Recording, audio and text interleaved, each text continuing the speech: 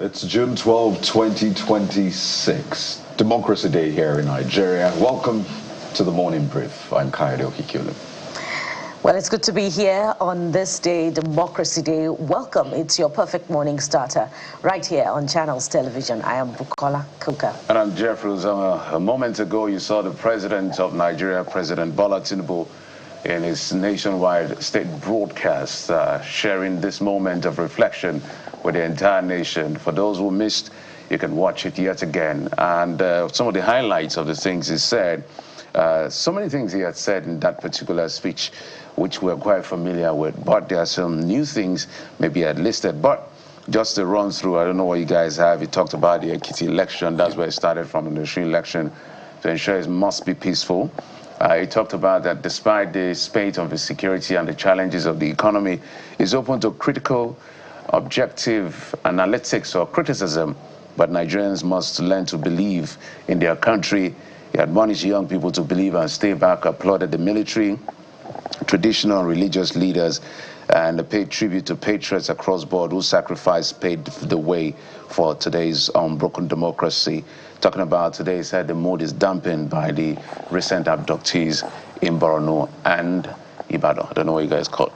Well, he did express hope that the children abducted and their teachers, and of course those abducted in Borno, will be released pretty soon. The list didn't quite capture all abductees, but moving away from there, the president also did commend the armed forces for their fight against insecurity, while also acknowledging that the Operation Safe Corridor program of the administration is turning enemies into citizens. And it's a speech of many moving parts. He also talked about this honors list, which is an interesting piece of the democracy speech, where he acknowledged those who have suffered indignities, so that we can have this democracy, a list full of quite a number of professionals. And this came after he traditionally acknowledged the heroes of our democracy, of course, beginning with late Chief MKO Abiola. Another part of the speech that for me is interesting is that, the president acknowledged that, much of our challenges in the area of national security is because of, the lack of effectiveness of local government administration. And I was looking for, a resolution to that part of the speech, but we'll be looking at it much critically later on. And then he went ahead to acknowledge, the roles of the reforms of this administration, and talking about, now piloting the economy, towards constructive development in the future. Kayode. Well, this is one speech that I think the president tried to acknowledge everyone and anyone, literally. The press, the president even mentioned the press at least twice in this 20-minute broadcast. Literally everyone was mentioned or acknowledged. In fact, I noticed that the terrorists and bandits got a mention as well, with the president extending an olive branch to them, asking them to surrender now or face the full wrath of the law. So it would seem the president is sounding very open to even the terrorists and the bandits responsible for the killings and kidnappings that we've seen, which he also acknowledged. So it's a very interesting approach with his speech.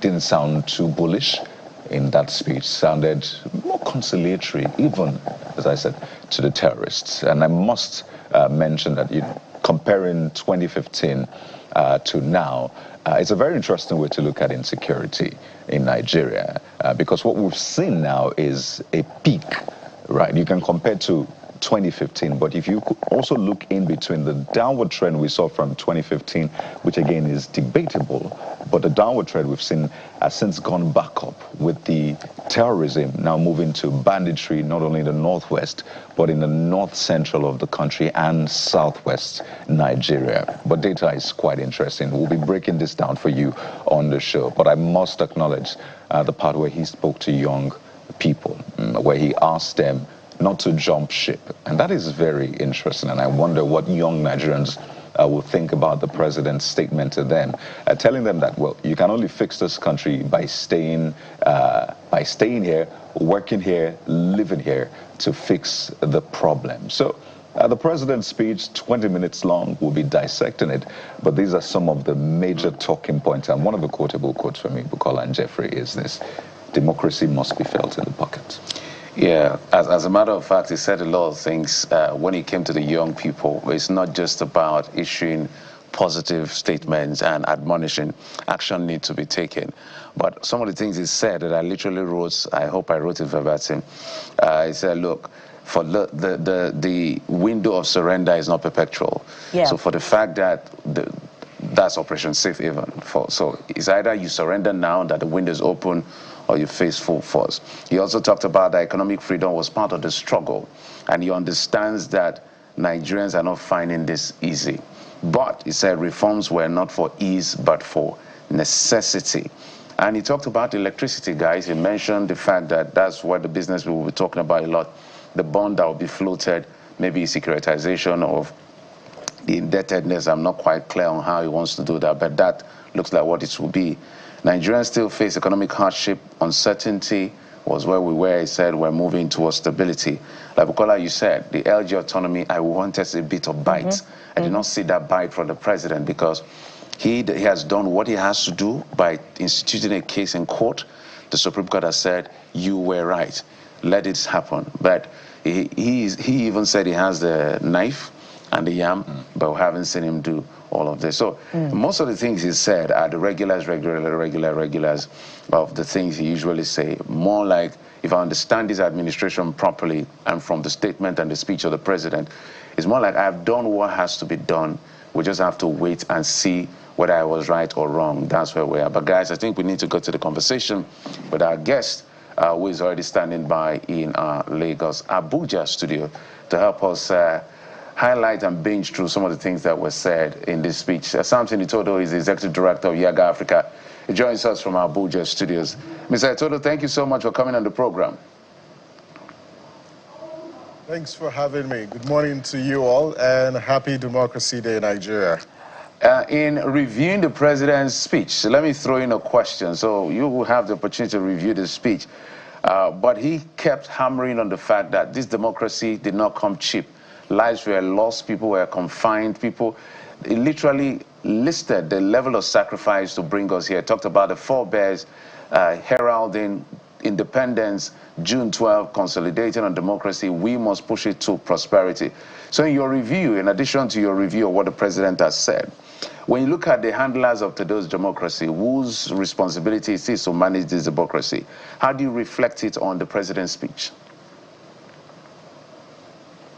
Well, once again, happy Democracy Day, Nigeria. I think that when you listen to the president, you give it to the president. He said all the right things that needed to be said. The kinds of rhetoric that you needed from a president on a day like this, I think the president delivered that to the Nigerian people. He gave,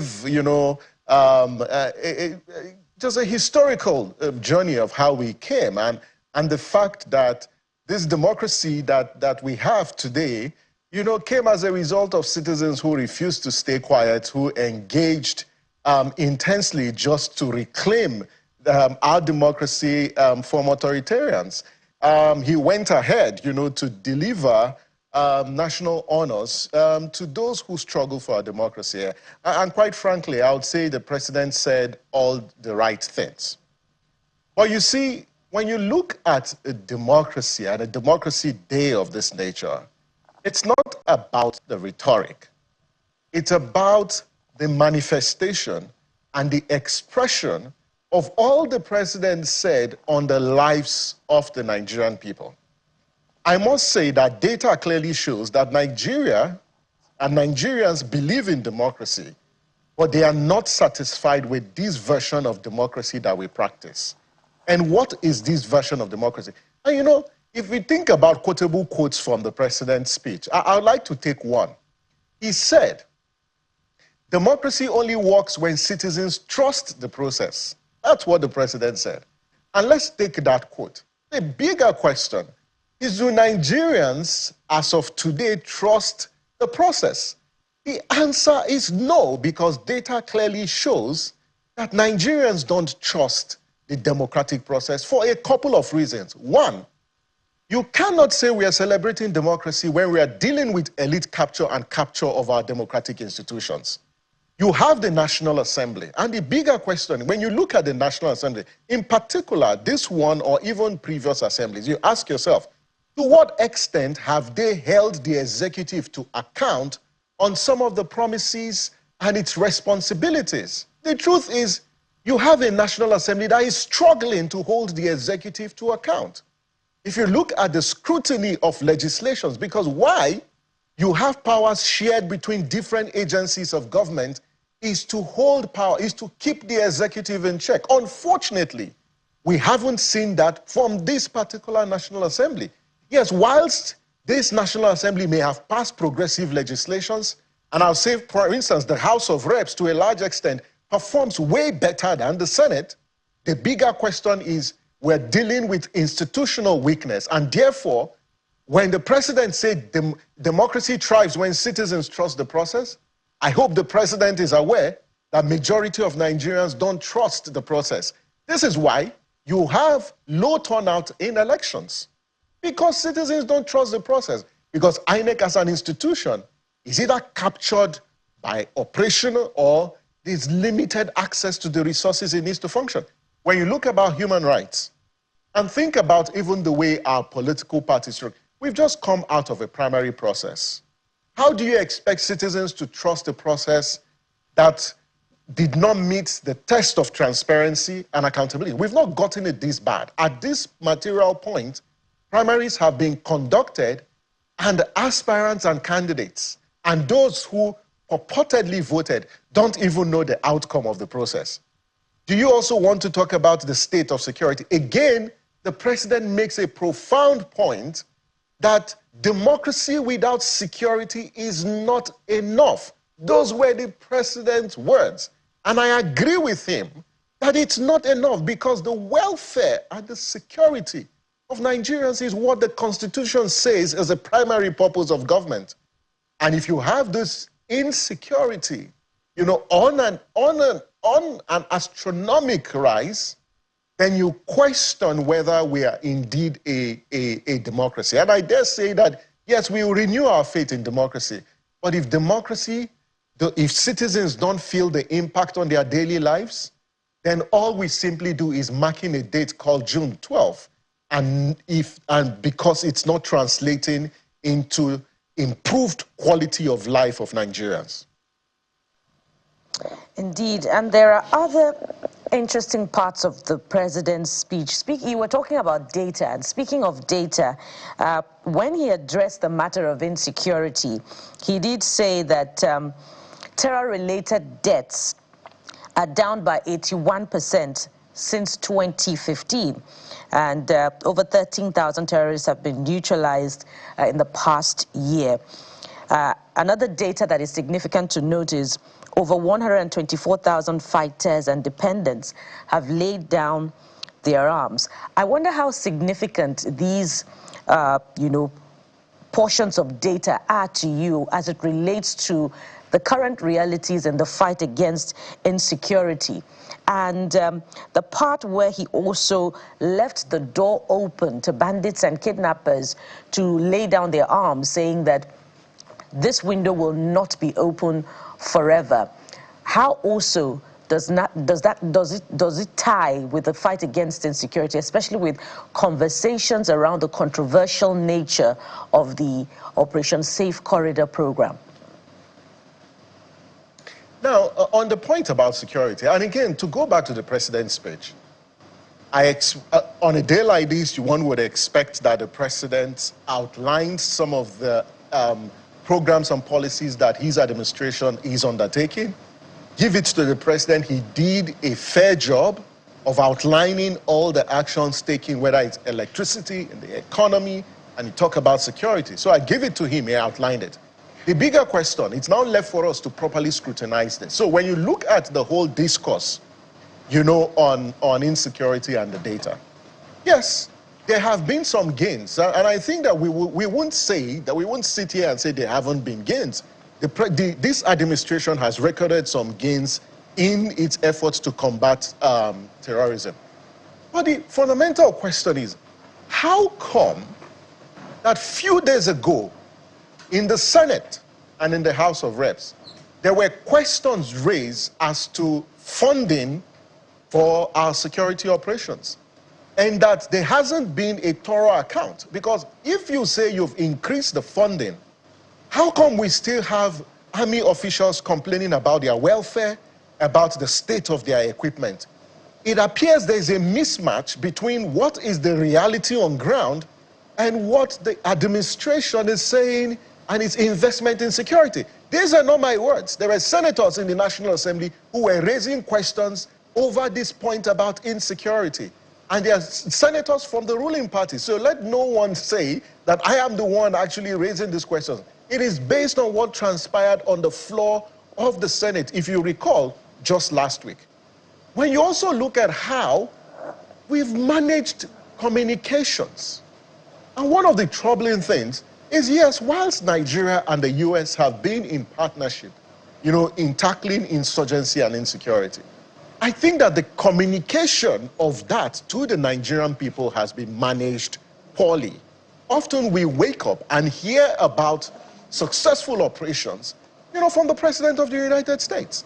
And the question you ask yourself is, what is really happening within our security management system, especially regarding communications? How effective is the Nigerian state communicating to citizens regarding the extent of the operations? What is the impact? Are there collateral damages? This information is not out there in the public, and Nigerians ought to know what their government is doing regarding security and what the impact that it has. When you come to the point the president made about recruiting more officials, just look at what's happening. We're currently dealing with, this kidnap of children, including the brutal killing of a teacher. It's really sad that we are really at this point. And I just want to call on the president, who has made this commitment to protect the Nigerian people, including the governors of those states, to work tirelessly to bring back those kids. Because if you are a parent and you have a child, you know the pain and the anguish you go through when you are unable to protect your child. And so I think that when it comes to security, there's so much more that this administration needs to do to inspire trust and confidence on the minds of Nigerians that they have a government that is fulfilling its responsibility in securing the Nigerian people. When they say that elections have consequences, I think people refer more to June 12 without knowing it, because at the heart of this was an election process that a lot of people still describe today as one of the best, and eventually it was annulled, upturned. And whatever we do today, we can never go back in time to fix that. But it looks like we may be treading down that path yet again in another manner. Interestingly, the president started his speech with elections. Quite interestingly, he referred to the coming elections, and that is your constituency, right? But I'm particular about what kind of elections we're conducting now, what kind of elections we're building up to. And I think you hinted that when you referred to the primaries, for example, across parties. While we've not had elections annulled since then, we've had elections that the people did not trust, that the people chose not to participate in. In fact, the coming elections, and I think you also referred to that, the level of trust may just be low, and these are the building blocks to that point. So when you look at the political class, are they really better off? As I said, we may not be annulling elections now, but are we better off in any way? And I'm talking across the board, because I'm looking at all the major political parties, and it's the same thing. A simple primary, party primary. As the elections are being written or being decided who is going to get more votes, they're not allowing even the party members to decide who will be their flag bearers. So are they better off, even though they're not annulling elections? I don't think they're better off. I think they're actually worse. I listened to the Senate president a few days ago talking about, the primaries and said that governors should determine, and governors should be elected to determine members of the state houses of assemblies. In other words, what's the essence of a primary? That if governors are the ones deciding who comes to the state house of assembly because they're going to work with them. He also said that the president should be allowed, to determine those who come to the National Assembly. It's the most unfortunate thing I have heard in recent times regarding our democracy. Why then do you have primaries? Why then do you have party members? What is being done is absolute capture of the leadership recruitment process, taking power away from the people. And so you can't say we are celebrating democracy on a day when Nigerians decided to vote for a president of their choice through popular expression of that will. That is why we celebrate Democracy Day on June 12th. But today, you have political leaders telling Nigerian people that men who hold power should determine for the people who should represent them. I think that it's not just an anomaly, it's an indication of democratic backsliding over the last 27 years. When you come down to even the way the primaries are, you can see across the parties, they are providing all sorts of, flimsy excuses as to how the primaries were managed just to justify the imposition of individual preferences over the people. I think what the parties have told Nigerians and members of those parties is that you don't matter and you don't have a place in determining, who should take the party's ticket. In other words, anything we give you, just take it. And that is not what democracy is. And I have said consistently that do not think about credible elections in 2027 when the party primaries were already flawed. Because the same attitude that the parties and the political leaders have expressed in the course of the primaries, they are going to import that to the general elections. Therefore, INEC is going to be left handicapped because it's going to come under unnecessary and intense pressure. You clearly see what is happening today. Nigerians don't trust the electoral process. Majority of Nigerians. We can choose to lie to ourselves, but the data clearly shows that Nigerians don't trust the electoral process. I expect that on a day like this, we should be introspecting about what kinds of steps can be taken to inspire trust on Nigerians so they can show up at the next elections, so they can accept the outcome as a true reflection of the will of the people. But as it stands, we have our concerns, about how this process is being managed. And I just hope that Nigerians will not feel defeated. And our message to Nigerians on June 12th is that the same way we reclaimed democracy in 1993 by Nigerians refusing to stay quiet up till this moment is the same way we should refuse to stay quiet in the build-up to the 2027 elections, and we should show up and reclaim our state and not let, politicians who are determined to impose themselves and capture the democratic process for their own benefit and not for our collective gain to have their way. So let's talk about how will Nigerians reclaim their democracy? Because the managers of our democracy, sometimes when you look at it, you ask yourself, is democracy in safe hands? When you look at the way the people who are at the helm of affairs think about democracy, how they define loyalty, how they define party politics, is very disturbing and very, very obnoxious. Like you rightly articulated, the issue of state capture, the issue of leadership recruitment process capture is all over the place. So let's go back into the political parties themselves, because one thing is sure, it is what they present to the public that the public will vote.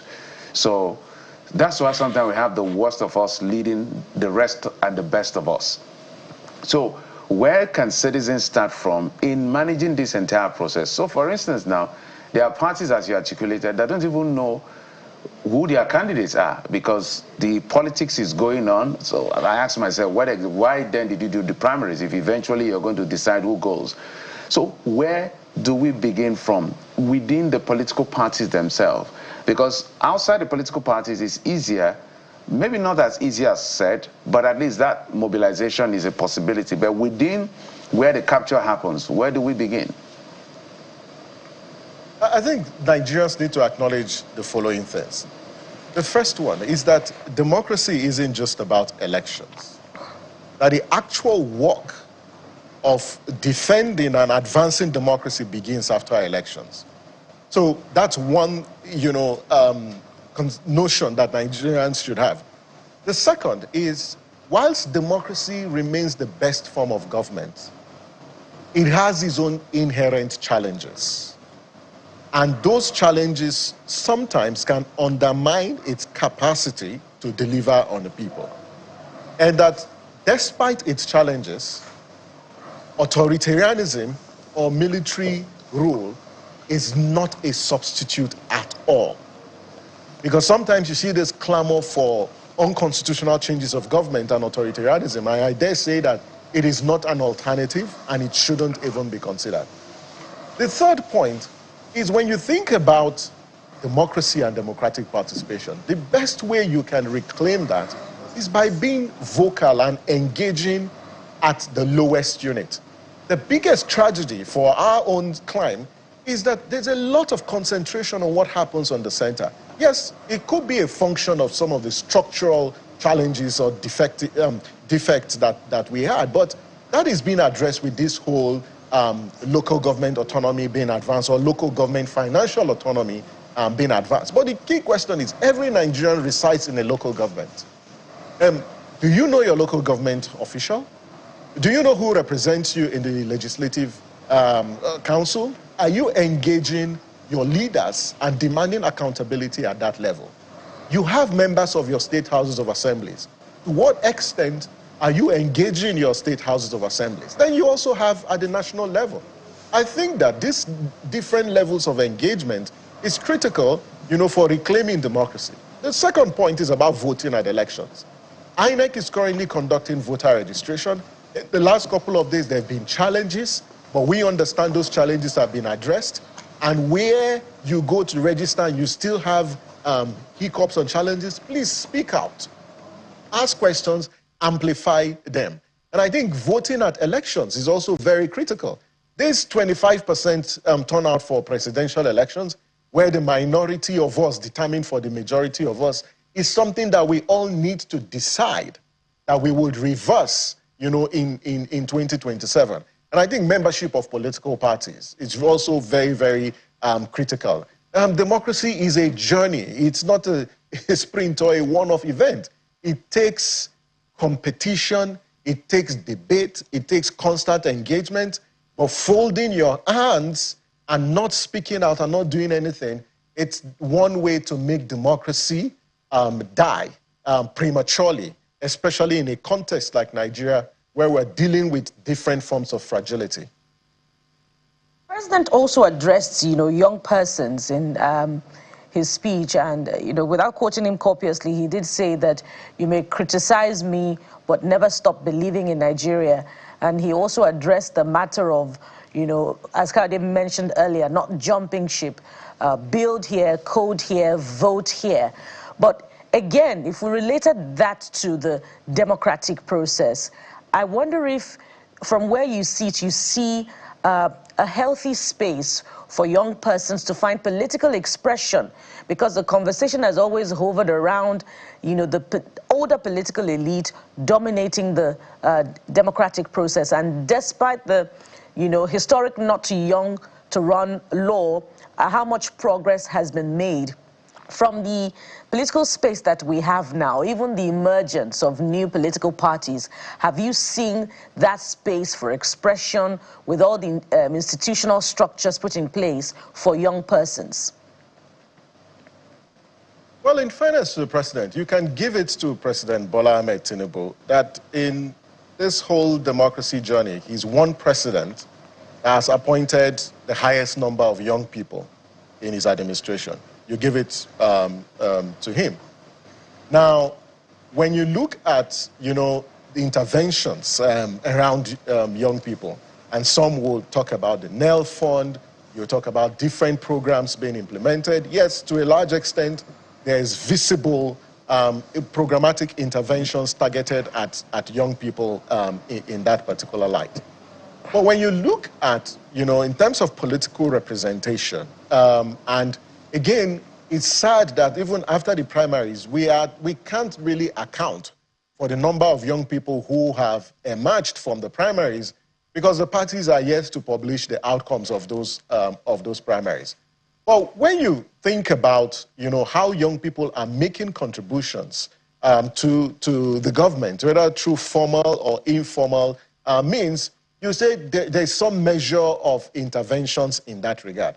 But the bigger question is, when you look at, the youth population, particularly the Gen Zs, their biggest worry and anger and frustration with the political class is a failure to listen to them and to address some of the challenges that they face.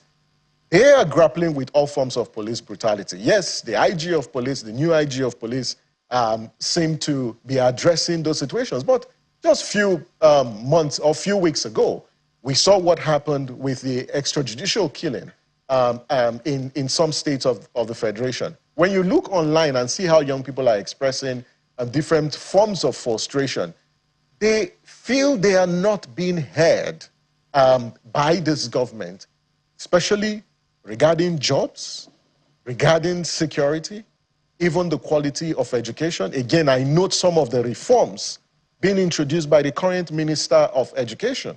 But quite frankly, they aren't seeing the impact of these policies on their daily lives. And it doesn't make any sense to them if they don't feel the impact of these policies in their daily lives. All right, let's bring in Professor Jidofo Adibe, who joins us now, Professor of Political Science and International Relations, just right next to you. Professor Adibe, good to have you on the program. Well, 20 minutes, the president delivered his Democracy Day speech, and it touched on a lot of things. In fact, Mr. Itodo said, in terms of rhetorics, the president ticked all the boxes. From your own point of view, what boxes were ticked by the president? Which ones weren't? Well, thank you very much, Kayode. Let me just start by complimenting agreeing to a large extent with what Mr. Todo said. And I would like to start by asking a few questions about June 12th. And to pose the question of what are the fundamental problems we have now with our democracy. And I think I will identify about three. One, of course, is hope. That's a loss of hope. We need to find a way to give hope to Nigerians, not just to the young people. And why is there a need for a hope? Many people talk about dividends of democracy, although academics will tell you that democracy never specifically promised that if you embrace a liberal democracy, your economy will start to boom and there will be stomach infrastructure. In fact, if you look at all the countries that have jumped, the Asian tigers and the rest of them, they seem to have taken a different route. But the problem is that not only that people have become frustrated by democracy, it seems to have widened the distance among Nigerians. The argument is that in transitional societies like ours, there are those that are transiting from period of autocracy. There are so much bottled up feelings that when you have liberal democracy in the short to medium terms, there will be an unleashing of these grievances on the political space, which will in the short to medium terms tend to aggravate the structures of conflict. And this is probably one of the things we are seeing. And when these structures of conflicts are aggravated, what happens is that the social distance among Nigerians start to widen. The entire nation building process comes into abeyance. And people like us have believed that unless you build a nation, all those boxes you're thinking, any solution you throw to the myriad of problems the country has quickly becomes part of the problem. So that's actually why, for me, it's difficult to start looking at the boxes, just to look at the fundamental. So if you look at the hope, talking about hope, look at the people that, for example, messianic politics. Messianic politics is the tendency to attribute redemptive qualities on some leaders and to believe that once they come into power, they will salvage the situation. We saw what happened with Buhari. That was dream, deferred, or dream that didn't come true. You take President Bola Ahmed Tinubu, for example, as the governor of Lagos State from 1999. He was probably the most cosmopolitan governor, assembled people from different parts of the country, highly skilled people, Yemi Oshibanjo, Fashola, Bernard Kabwez, and the rest of them. And now as president, what happens? In fact, one of the things that attracted me, I found very, I found very convincing about some of the people that were campaigning for him. They say, okay, all those things you said about Tinubu, we can't concede them. But let's say you're right. Let's use it takes a thief to catch a thief argument, because he knows them. He will, once he gets into office, he doesn't need anything anymore. He's already very rich. And we have seen in history how political offices can radicalize some people. Murtala Mohammed is an example. So people were expecting that somebody like him, with a pedigree of being very cosmopolitan, and somebody with a big vision as governor of Lagos State, that if, despite everything that was said about him, that if you give him an opportunity, he will turn things around. Now, what happens as president, many people believe he has become even worse than Buhari in terms of ethnic particularism. So there is this loss of hope, and people are delinking from the entire political process because of them believe it matters. Your vote doesn't count. So where do we go from here instead of me looking at the boxes to be ticked? It's simple. If you analyze Nigerian politics, for me, I believe the fundamental problem we have is, first of all, to build a nation. Without a nation, our problem is not economics. I just disagree with that, because even the economic decisions you make are arrived at through political process, and that is a big problem. So what is the problem? How do we solve this problem?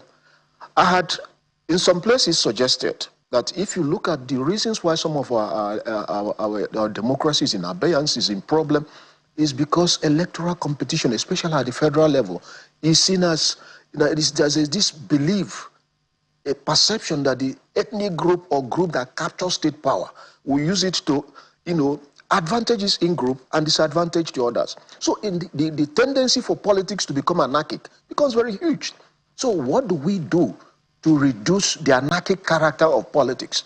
Because even if you remove Tinubu and put on somebody else, how are we sure that things will work?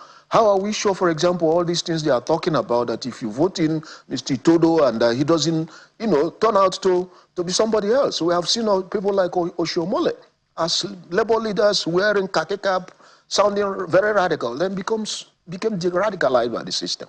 So the problem now is, one, how to give to hope. Two is how do we reimagine our politics, not to tinker with the boxes. I believe, for example, that across the world, politics and electoral competition tends to be like a war without weapons. So, but in countries, in advanced countries, where the basis of statehood are already agreed upon, it is okay, they fight this electoral competition, and after election, they quickly unite. Not so in our own climb, where the basis of statehood, not even nationhood, remains contested. So what happens that you organize an election every 4 years, the first 4 years, the wounds are hardly healed. The wounds are hardly healed. The next one again is another election. The consequence is that what we see is the widening of the social gap. The nation building process is becoming more difficult to manage. And then what will be the way out? Elsewhere, I suggested, let's have a collegial system of government. Each of the 6 geopolitical zones have one representative, each takes turn, 2 years in rotation, so that every 12 years, a new set will come in. And that means we have a long period where we don't have to be bothered about this politics. Because let's face it, how many people believe that it matters, your vote counts?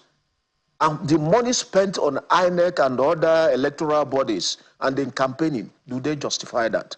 That would be my take. Rather than looking at the box, this is the typical thing, you know, all leaders say one day during democracy days, and I don't think, for example, that I'm looking at those boxes. I'm looking at the more fundamental issues.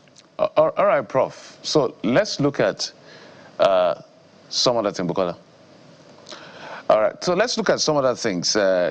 If I hear you correctly, correct me if I'm wrong, are you looking at holistic restructuring? Because we have seen piecemeal kind of restructuring. For instance, the approach towards state police, maybe we can add a bit of the LG autonomy that hasn't taken effect. Because it looks like we need to sit down as people, ethnic nationalities, as a country, as a nation, to say, these are the things that are wrong with us. How do we fix ourselves going forward? Else, the best of mind may come with the best of intention and is unsure of why the results are not coming out as is intended. Is that what you're saying? Yeah, partly what I'm saying, some of the recommendations on the issue of state police, they still can coexist what I was suggesting about. I'm not focusing now on the issue of liberal democracy. When I talk about reimagining our own democracy, I'm thinking of having something substantially different. Some of us believe that the liberal democracy has not worked. And I agree with Itoda and others that authoritarianism is not the way out. Because if it was, remember in the First Republic, shortly after independence in many African societies, they embraced a one-party system. The argument was that in traditional African societies, you do not need to institutionalize opposition. But then it turned out to be tyranny. So what you call a benevolent dictatorship that worked in Asia, some Asian countries and China, never worked here. We also had long period of military rule, which did not transform into any kind of economic development. So what we are talking about, state police and other things about governance are still relevant. But I'm saying that unless we get that, superstructure, call the politics now rather than infrastructure, the superstructure, if we can get it correct, then it becomes easier for us to deal with the other ones. Because remember what Nkrumah said, seek ye first the political kingdom, other things will be added unto you. Although Nigerian politicians, took it literally. So I'm not saying that, I'm just saying that we should reimagine it so that these periodic elections, so that doesn't really, just because we want to fulfill, the standard of the Western norm, it hasn't worked. Look at China, they didn't do that. Look at all the people we lionize in Asia. Lee Kuan Yew, how he was there for 24 years. 31 years. Mahatma in Malaysia was there for 24 years. And if you go to Rwanda, that some Nigerians have tried to, lionize, he's been there for more than 30 years, if you include his period of being vice president and de facto president. What I'm just saying is that we need to find a way to properly domesticate our own liberal democracy. That this form of democracy has not worked. It has not helped us to build a nation. It has not, we'll say in the short to long term, this will happen. And we can still use the free speech guarantees in liberal democracy to solve all those problems. It hasn't worked. And it has been almost more than 25 years. So I'm saying we should now start thinking of a new form, a novel form of democracy. France did it when they came up with their own standard. In South Africa, for example, we need to find properly homemade democracy for it to work. Other things will still come in, but it becomes easier that when you throw such solutions, they will become solutions, not to become another problem. And to pick up on some of your thoughts, if I get you correctly, your diagnosis is the very evident lack of cohesion, lack of nation building, and you prefer, a collegiate system of leadership. I'm wondering how that will work against the backdrop of our current structure, if we were to transit to that. If you looked at, the electoral patterns, it's a reproduction of, or a succession system. You have sons and daughters of former governors in the House of Representatives. And in the electoral primaries, you see that pattern repeating itself. So how do you prefer that that transition happen to a collegiate system if traditionally the political elites that we have are in firm grasp of our electoral structure? I agree with you. I think you've also partly answered the question, because you can see the reproduction of the elites, all the, the people who are there bringing their spouses and their children. That's why I say we reimagine that. And one of the things elsewhere I mentioned that I was hoping, it was Amilcar Cabral in Guinea who talked about committing suicide, class suicide, that we are going to get a leader who will come in using the ways of the system, but once he becomes, the president, or he will radicalize the system.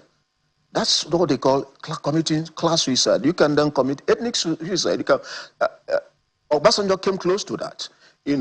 Use that system. Because of course you have first to come to power before you change the system.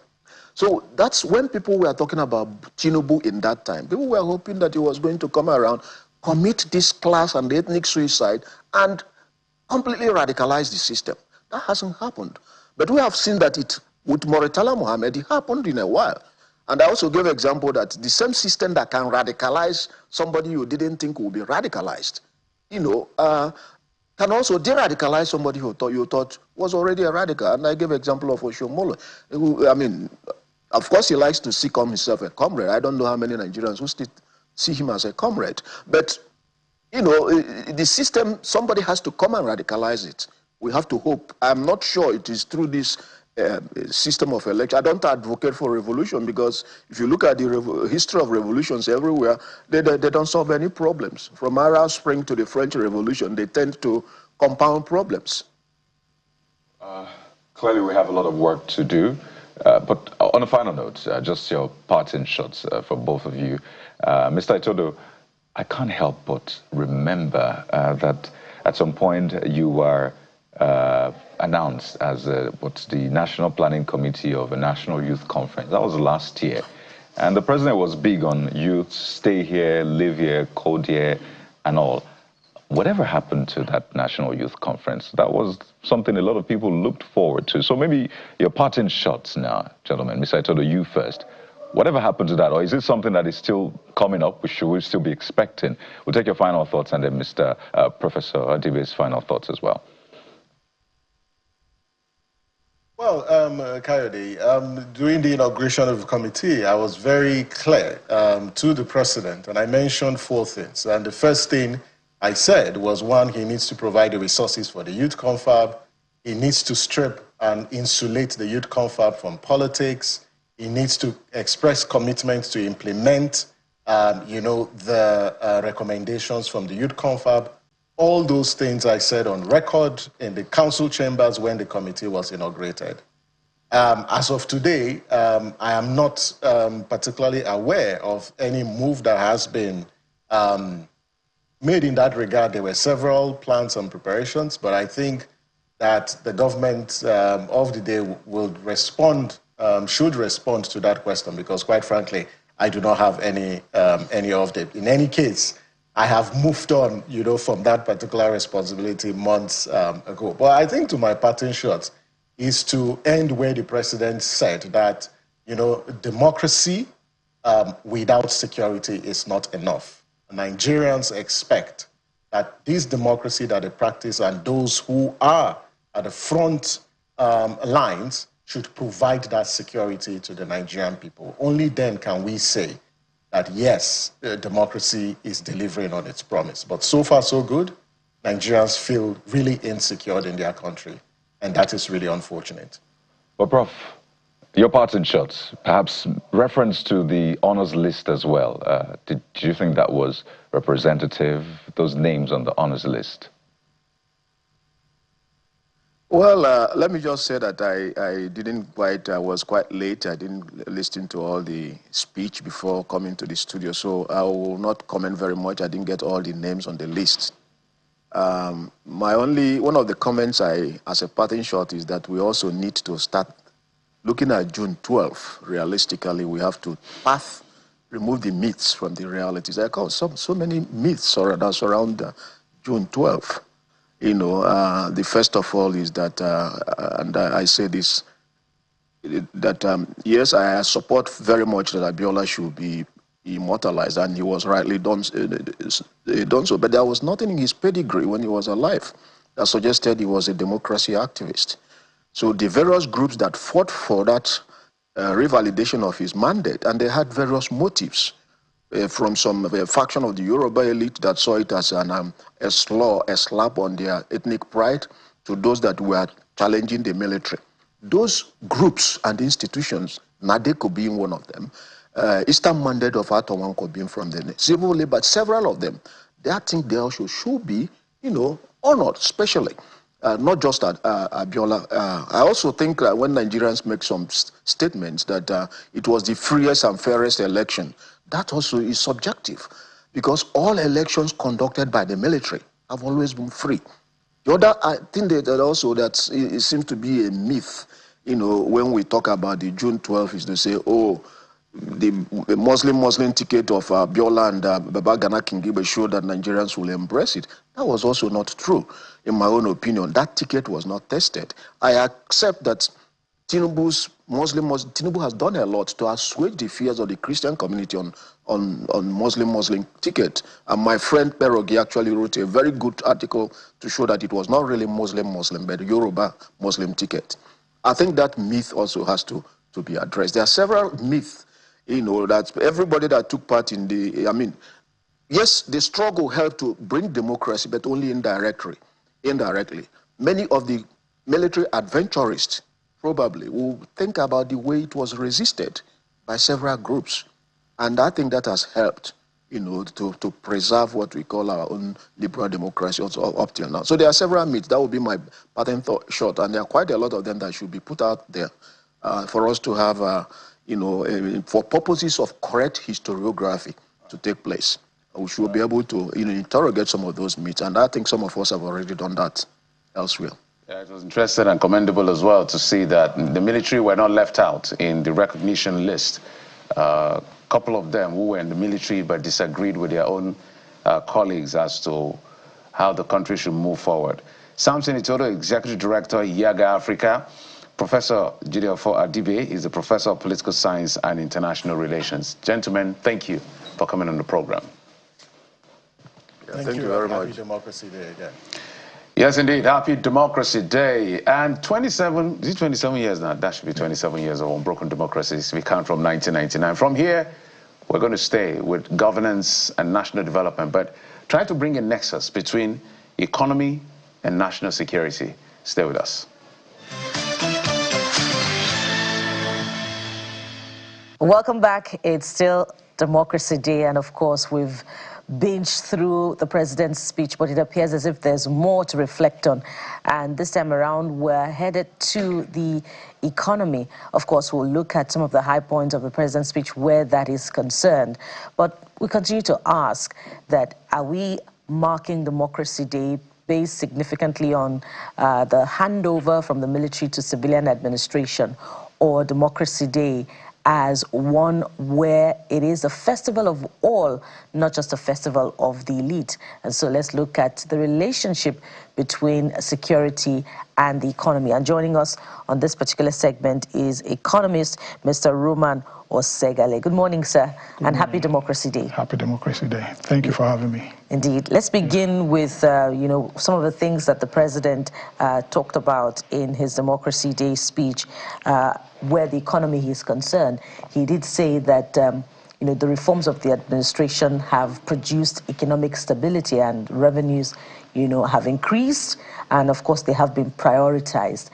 Let's look at what economic stability means to the administration as against what is the reality of Nigerians. And in the area of prioritizing increased national revenue, do you see that as the lived-in experience of Nigerians? Okay, thank you very much. I think when we're talking about priorities, right, in the early 2000s, between 1999 and 2010, we had one of the most phenomenal growth in economy in this country, right? But at the same time, when you look at data from the NBS, right, extreme poverty, people who fell into poverty also increased, right? That means that we're doing something wrong. What it then means is that we are not prioritizing what we should direct these funds into. And for me, I've always said this, right, that if you want to destroy a country, just destroy the education, right? Destroy the human capital development and everything starts to fall apart. You don't need guns, you don't need bombs, you don't need wars, right? Just destroy that sector. And I've always said is that, like, everything we're facing in this country today is as a neglect and not prioritizing the education and the health sector, and basically the human capital development sector of the economy. Now, you also have some of your thoughts where the relationship between the economy and insecurity is. Yes, definitely. So take us through some of them. Okay, so I sent in some slides, right?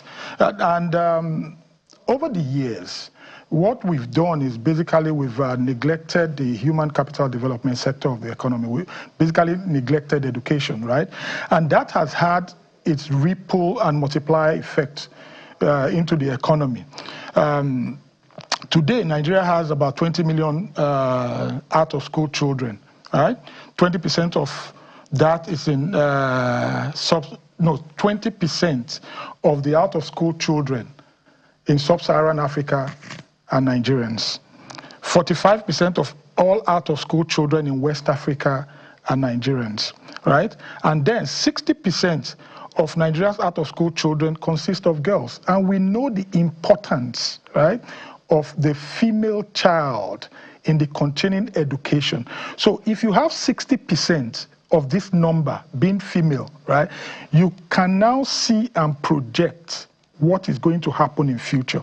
It is also, it has been stated that when a female child is educated, right, the probability of the offspring going through school and completing education is much higher globally. You understand? There are data and statistics to that. But when you look at the data and statistics coming out from Nigeria, I want to differ on what the president is saying, right?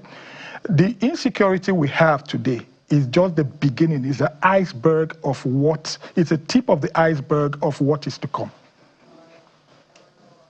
So it's a tip of the iceberg of what is to come, right? Now, when you look at the slides on the screen, lack of investment in education will always lead to increasing poverty. Increasing poverty leads to increased insecurity, decreases economic growth, and also increased insecurity stagnates economic growth. So they are all interrelated, right? And when you look at the data over time, the next slide, when you look at the data over time, you see that Nigeria invests the least in education as a percentage of GNP in the sub-Saharan Africa, the whole of Africa. And when we now compare it to the next slide, you see that Nigeria still invests the least in the world. So all these things have repercussion. If we are going to prioritize investments, we must prioritize investment in human capital. The fall, the destruction, the neglect of the educational and health sector, and basically the human capital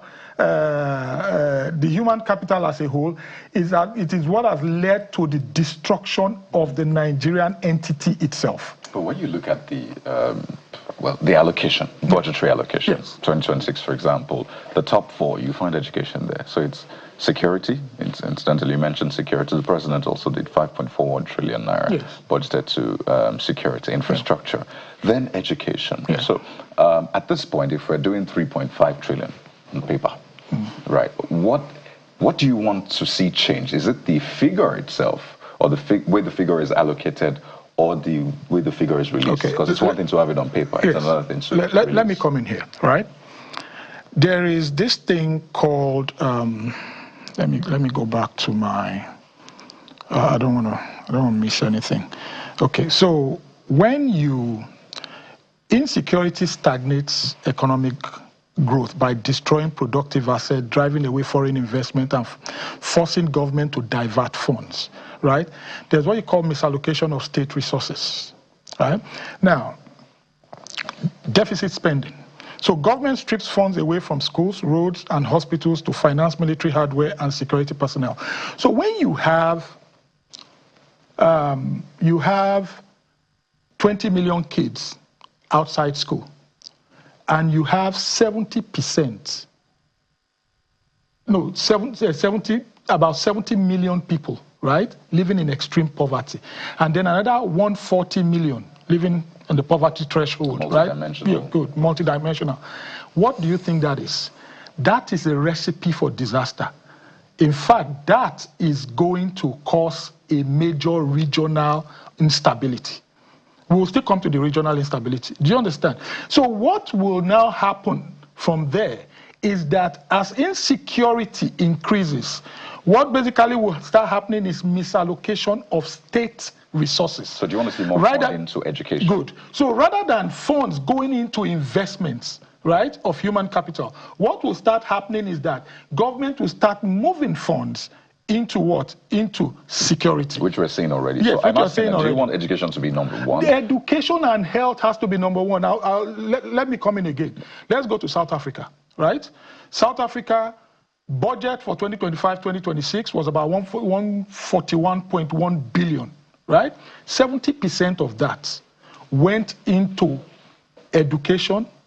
In fact, I think infrastructure got the highest, about 54 billion. Education came second with 28 billion. Health came third with about 15 billion.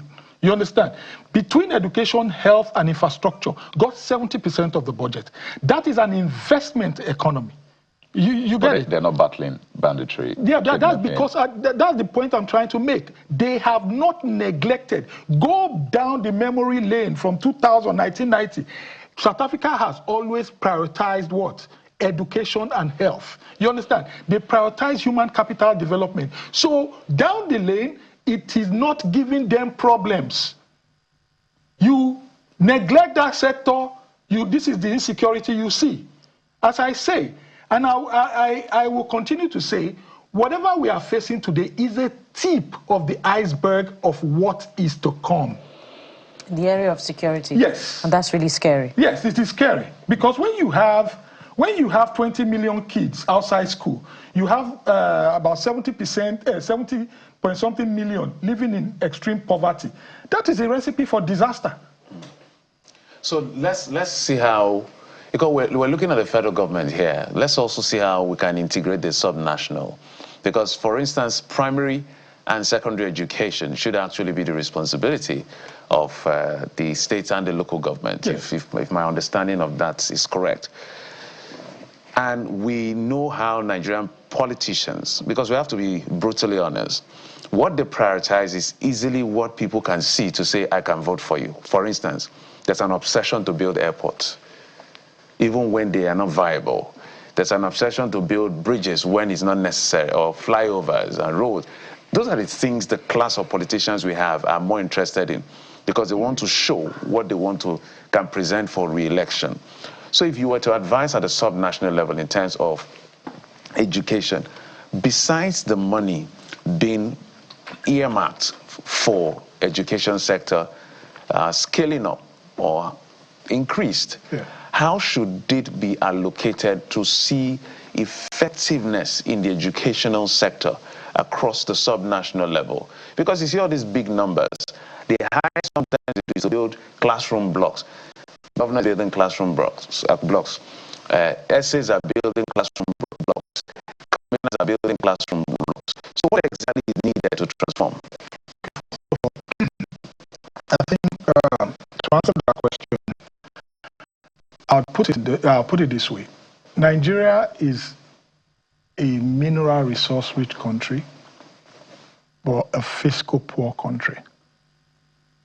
Now, I was talking about the South African budget, right, compared to that of Nigeria. While there were about 63 million people in South Africa, education budget was about 28 billion. Health budget was about 15 billion, right? Compared to Nigeria's education budget that is $2.51 billion and $1.77 billion for health, over 200 million people, right? Now, when you're faced with this kind of scenario, what you need to do is majority of your funds should be going towards investments. And the major investment in any economy is the human capital. So at the subnational level too, government needs to prioritize both state and the local government. And I think that a time has come where government needs to pass a law that a certain amount, you can't go below a certain amount for investment, or a certain percentage of your budget for investment in these sectors. So if a state is going to bring out their budget or present their budget, right, they already know that even if they are presenting maybe $1 billion, right, that a certain percentage, maybe 20%, we cannot afford to go less than 15%.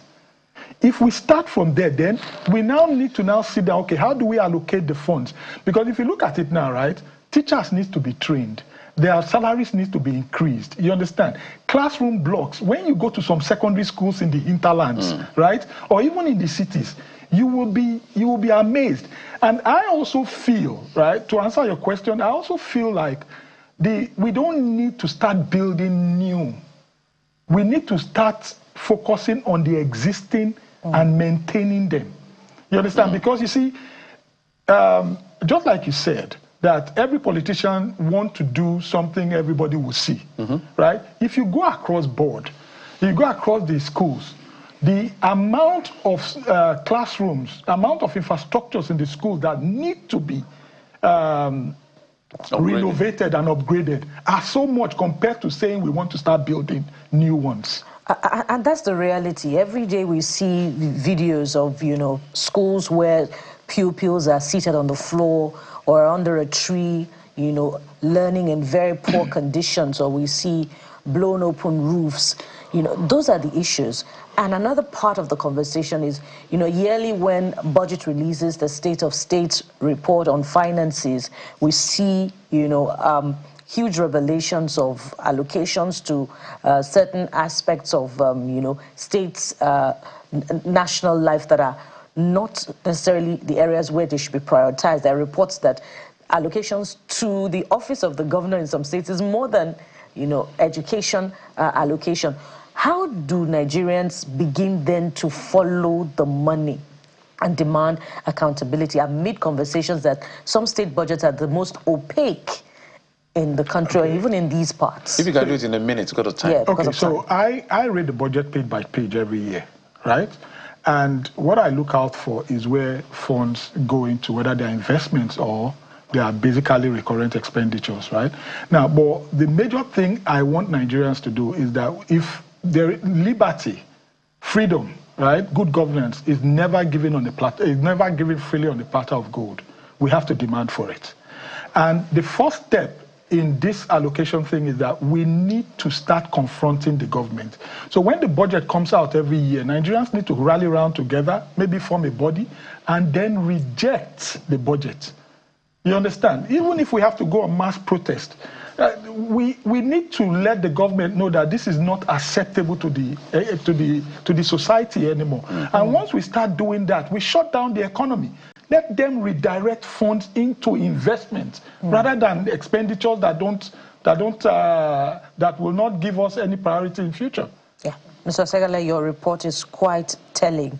73.1 million people living in extreme poverty, 31% as of June 2026. It's a document that should be made public so that everyone reflects on it. Mr. Roman Osegale is an economist. Thank you for coming on the Morning Brief, and happy Democracy Day once again. Happy Democracy Day. Of course, we'll go next to, right next to our conversation, and Kari has this one. Oh, absolutely. And this conversation is, I think, one that naturally is a very touchy subject when it comes to data, consumer protection, or the use of airtime and the rest. And this is something we want to drill down on. It's Democracy Day, June 12, but these issues still remain. We're joined on the program by a legal practitioner, Mr. Ilemona Onoja, joining us virtually on the program. Welcome to the program. Hi, Coyote. Hi, everyone. You know, there are lots of things that I would rather be speaking to with you, right? From politics to maybe sports and other things. But let's just stick to these issues. And you know, a lot of people I don't know if they were excited, but they saw the story, reports around the borrowing airtime credit market overhaul in some sense. And they saw names of companies. I didn't even know what was going on with airtime credits and borrowing or credits in itself. But the FCCPC has been speaking. That's the Federal Competition and Consumer Protection Commission, distancing itself from reports claiming that it secured presidential approval to sort of open Nigeria's airtime credit markets to 9 new operators. Is that system broken? In that sense, I'm seeing numbers, very interesting numbers, 3 trillion naira worth in that market. But is it broken? What needs to be fixed? What is true? What is not true? I would start by saying, in the spirit of Democracy Day, I think a part of this conversation is also very important. It comes down to respect for the judiciary and our judicial system as integral to our economy, as integral to our societal structure. We're having this, there's a pending order restraining the FCCPC from doing any sort of licensing or the implementation of the Dion regulations. And the FCCPC, before it announced that it was going to comply with that, and then thereafter has continued to do so in defiance of an order given by a court. If we're speaking Democracy Day, part of the conversation that we must be having must be respect for the rule of law and the ripple effect that that can have on our society, even from a seemingly innocuous, issue. Well, it doesn't seem like it is directly related to the concept of democracy. However, everywhere you go in the world, concept of democracy can only survive with the existence of a strong and vibrant judiciary that everybody respects. Now, to come to the core issues, the first thing that we must realize is, and we must situate this conversation in the context of where it started from, what was broken that needed to be fixed. FCCPC passed the Dion regulations last year to deal with the illegal operations of these loan shark companies who would loan people money without, a lot of them were not licensed to be financial institutions in the first place, and then who violated all sorts of data protections, violated security protections, who threatened people, who post their details on the internet and along, to family and friends and so on and so forth. That was what the Dion regulations were supposed to address, the proper operations of that sector, if at all. Somewhere along the line, somebody in the FCCPC looked at a sector that was not broken, that was existing competitively, that was adequately licensed and in operation and being supervised in its operation by the NCC, the Nigerian Communications Commission, and then decided to extend the application of the Dion regulations to the operations of this sector, this value, what we call them value-added services. These are the entire data and airtime lending and borrowing operation isn't done by the telcos. It isn't done by the telcos directly. They're a group of companies licensed by the NCC, and I'll say it again, licensed by the NCC, who provide these structures. What they do is that on a daily basis, each company borrows around 200 million naira worth of airtime credits or airtime or data to Nigerians who are in need, Nigerians who quickly need to top up their phones or their data so that they can either make quick calls or access the internet or something. So these value-added services companies provide money to Nigerians to be able to do that on a daily basis. The sector is around 300 to 400 billion naira strong. Forget all this number crunching that we hear from people who have all sorts of funny agendas and who are saying it's a 3 trillion naira economy. It's a sector of the economy. It isn't. It's somewhere around the region of 300 to 400 billion naira strong. Now, what these value-added companies do is that they take the risk on a daily basis, right? Because it is a risk. People might not pay. People might not pay back. People might not pay back on time. They take a risk. They provide services to Nigerians. They provide quick credit to Nigerians, sometimes in the value of up to 200 million naira on a daily basis. Licensed by the NCC. That's the third time I'm saying that. Now, I've looked at just a quick one. So we don't lose people. You know, you said Dion time and again, just in case you're wondering, Dion is digital, electronic, online, or non-traditional consumer lending regulations, which you refer to. So there was a court pronouncement. We understand it restrained the FCCPC. So are you saying, in essence, that those 9 companies that have been reported to be added to the list are indeed meant to be a part of it? I'm trying to get a clear picture now of where we are, and I appreciate the background. Okay. But where are we right now? What's the role of the FCCPC? Okay, so let me give you a background. People complained about loan sharks. Yeah? Having complained about loan sharks, FCCPC waded into the matter and said they were going to, implemented the Dion regulations. The Dion regulations, they then extended to the telecommunications sector, right? And they said they were going to apply the Dion regulations to the telecom sector. WASPAN, an association of these value-added services companies, went to court. And on the 15th of April, the court gave an order restraining FCCPC from implementing the Dion regulations, pending the determination of a suit that had been filed before the court. This was on the 15th of April, 2026. Yeah. Now, after this order was given, FCCPC announced that it had used the Dion regulations to license 5 value-added services companies. But an order had been given.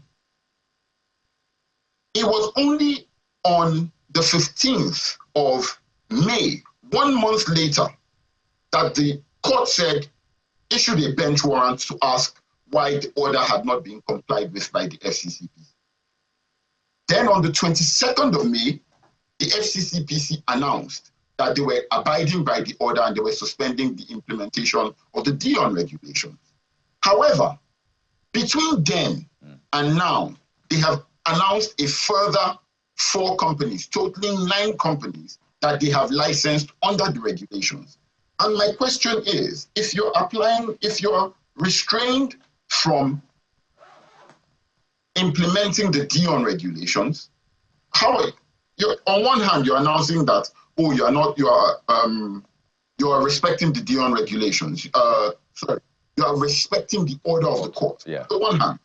On the other hand, you're still licensing companies under the Dion regulations that you say that you are not implementing. There you go. And that is the crux of the matter. This is a question now that we will take to the FCCPC, because I imagine this is a beginning of a conversation. But because of our time, we're just exploring this. It's an exploratory conversation. It's something we'll escalate. Can I give you an additional question? If you can do that in 20 seconds. Yes.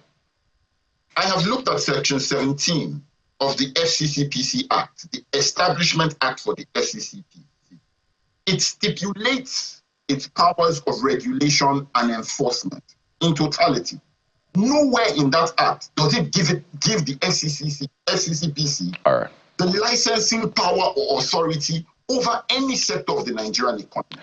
Its role is strictly enforcement, regulatory enforcement. All right, Mr. Onaja. No licensing power. And those are the talking points. Clearly, this is not the end of the conversation, and I imagine that it's something that will still maybe come back to you if we don't come to a resolution. So, but we've been speaking with legal practitioner, Mr.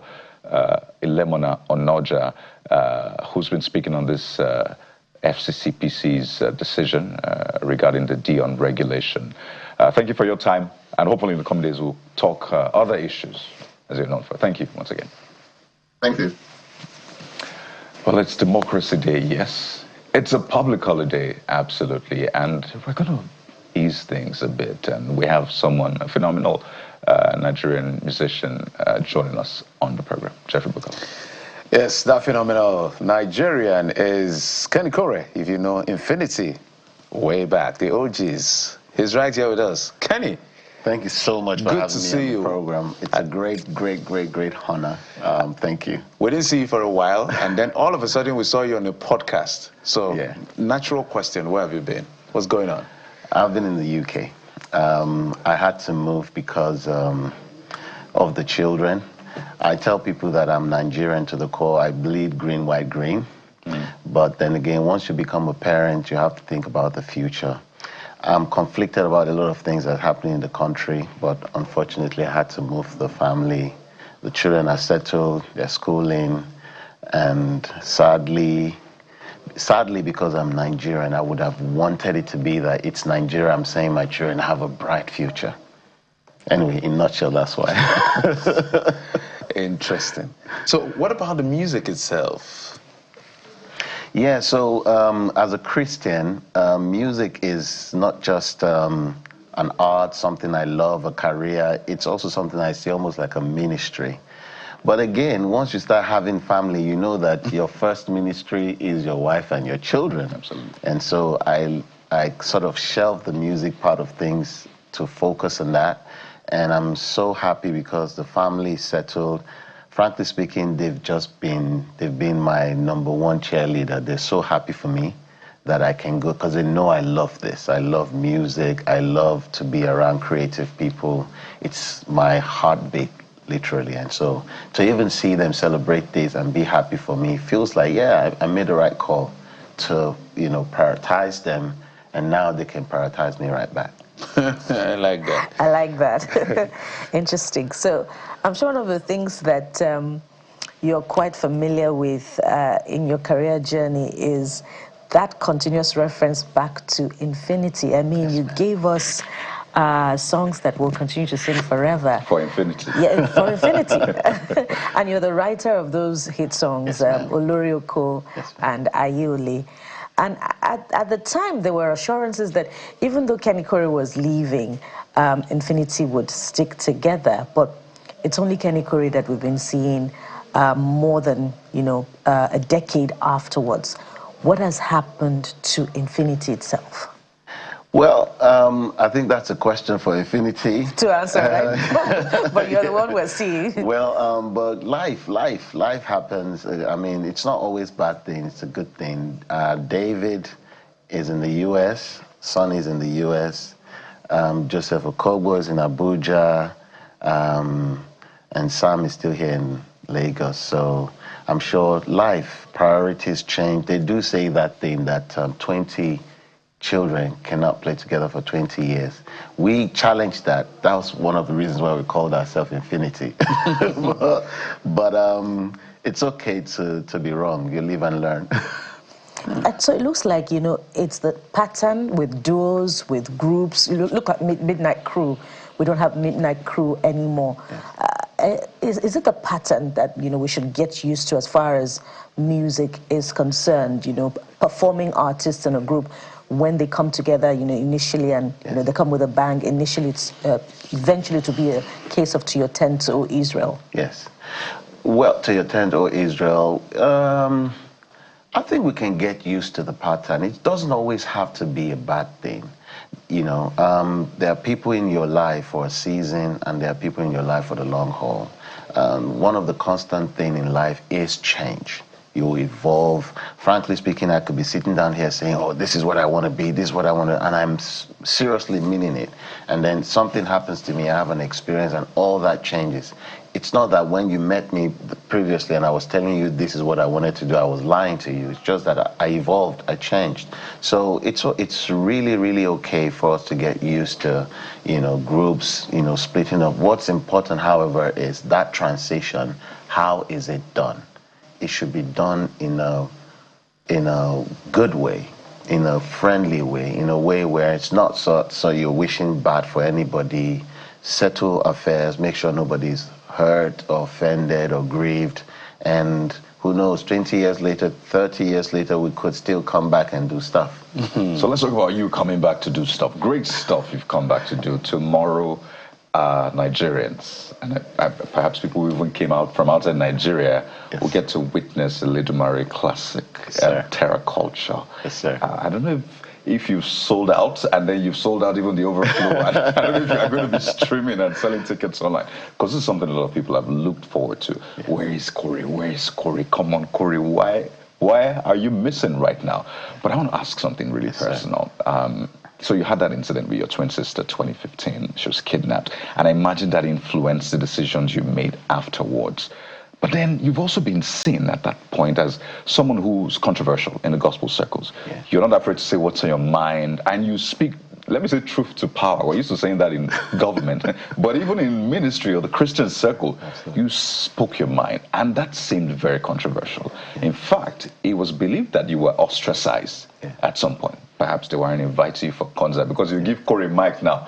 After he sings Eledumare, he will hit us, so please don't bring it. Yeah. What has this period taught you? Did you really feel ostracized? And do you feel like you've gotten your groove back? Yeah, I did. I felt blackballed. But for me, I feel that one of the things we need to do as individual Nigerians is to remain authentic. It's easy for us to tell the truth to our enemies than to our fathers, to people we love. So for me, as someone who truly believes in Nigeria, new Nigeria, who truly believe in change, positive change for all our people, whether you're Muslim, Christian, whoever you are, I felt like the church is my jurisdiction, you know. And so if I'm asking the politicians to be sincere, to be truthful, if I'm asking the press to do their job and speak to power, what am I doing in my constituency? I'm seeing stuff going wrong and I'm being like, well, let me just sing and go home, pay me, and look away. No, I don't want to do that. So frankly speaking, I've not changed. I'm still the same. It's just that lesson learned. What has changed? What have I learned? I've learned to be a bit more, you know, diplomatic. Yes, you can say it, but should you say it now? Right. Can you say it better? You know. And so and I also say this, that for the people who misunderstood me, it is what it is. There's no grievance in my heart. There's no offense. There's no anger. It's what has to happen. I had to be that way. I had to be like, what's going on? Why can't we, you know? And they also felt like, who is this little rat that's coming to challenge us like this? What does he think he is? But I believe that over the years, we've all had to take stock, and everybody have learned one or two things and grown. Kenny, always a delight to have you. Kenny Corey. No, Kenny can't. No, Corey can't go. I you know where I'm going. He's going to outro us with that. So your gig is tomorrow, right? Yes, sir. So where are we getting tickets? Are we buying online? Absolutely. You just go to Iconic Stuff. There's a lot of, you know, my guys are handling all of that. What I've been doing really is I've been doing rehearsals, focusing on the music part of it, because the last thing I want you to do is come over there and feel like it's a letdown. It will never be a letdown. No, so for me, I'm not thinking about all that. I'm just thinking rehearsal, let's do this. So frankly speaking, you're going to have a great time. It's on the 13th of June. It's literally tomorrow at Terra Culture, 5 p.m., no African time. Yeah, we're super supportive. That's what we brought you, because we miss you. Thank you, sir. Kenny Corey. So, but how are we going to do this? Let's introduce ourselves and he will sing. So, thanks for your time and confidence. Always, I'm Jeffrey Uzama. Kenny's going to outro us. Bukola? Yes, so we're back again on Monday. Happy Democracy Day, Nigeria. So, Eledumare Classic tomorrow, Terra Culture, June 13th, Lagos. Get your tickets. If you want to hear this amazing man sing again, that is a place to be. So, Corey, we're not going to sing with you. This is your spotlight. So just the camera will just leave us. In Nigeria, so please. There's so much pressure. Keep us something to count.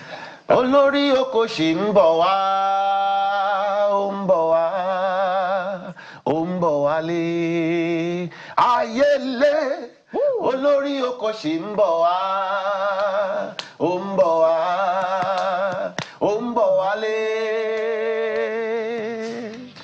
We'll see you tomorrow.